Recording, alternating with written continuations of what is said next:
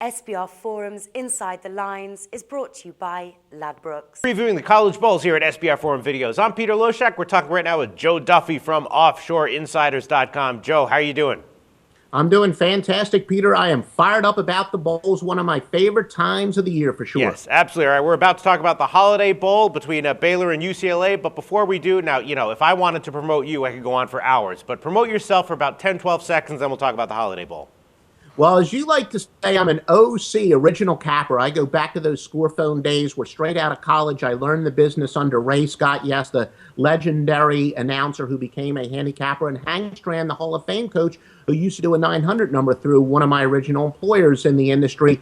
I've been at it a long time, go back to the score phone days, have adjusted with technology, experience, and knowledge, and here I am, more than a quarter century after I started, still doing it full-time, and quite frankly, I think doing it pretty well at OffshoreInsiders.com. No, absolutely, and anyone who's watched your videos with us knows exactly why that would be the case, why you've been so successful. Your analysis is very thorough, very thought-provoking, and we thank you for all your contributions. All right, the Holiday Bowl, Baylor against UCLA.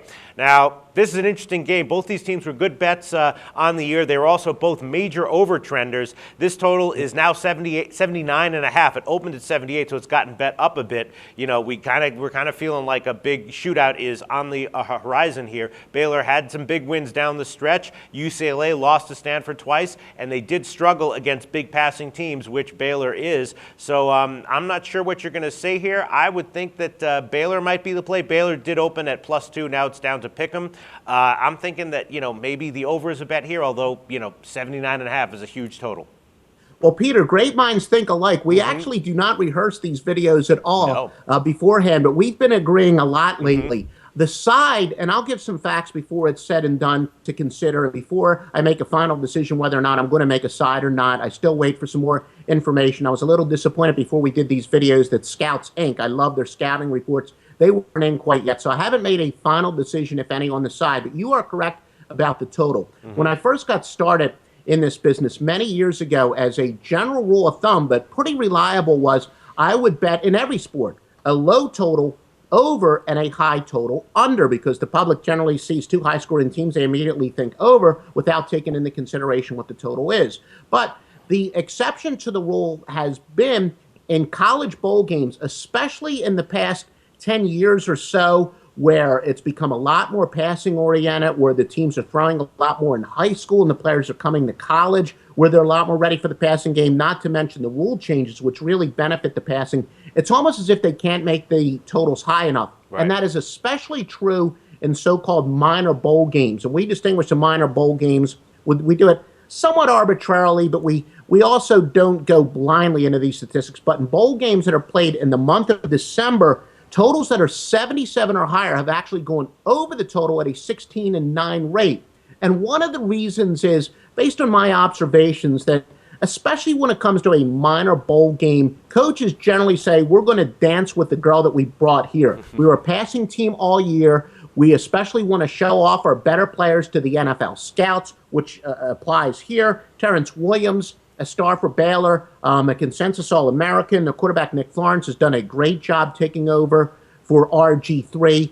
These are both passing teams. The rankings, and if we said before that ratings are more important than rankings, and it'll take us forever to explain the difference. We've written articles on that. That's more so for sides. The rankings are a little bit more important than the raw numbers when it comes to totals, because we've said that betting totals is more about pace than it is efficiency on the offense or defense. And the fact that Baylor does have the third-ranked offense is very important here. They're going against a UCLA defense that is ranked 93rd. So Baylor, I see no reason why they won't continue to throw the ball, especially since their offense has evolved over the years, I should say, after they had to replace the greatest quarterback ever. I see both of these teams putting the ball in the air early and often. Also, defensive end Ellis McCarthy of UCLA, he's out. Now, he's been hurt a good part of the year. He hasn't been able to play as much this year, but he's still a talent who they will miss. So you are correct. I can make strong arguments for and against each team on the side, but everything points towards the over, even though my early instincts way back years ago, I didn't like to bet high totals over. Everything points towards betting the over here, even despite that high total. Okay, and just before we wrap this up, just, devil's advocate, what if UCLA is like, all right, well, Baylor has a super high-powered offense, and we're vulnerable that way, so why don't we're just going to run the ball to shorten the game and limit possessions? What about that?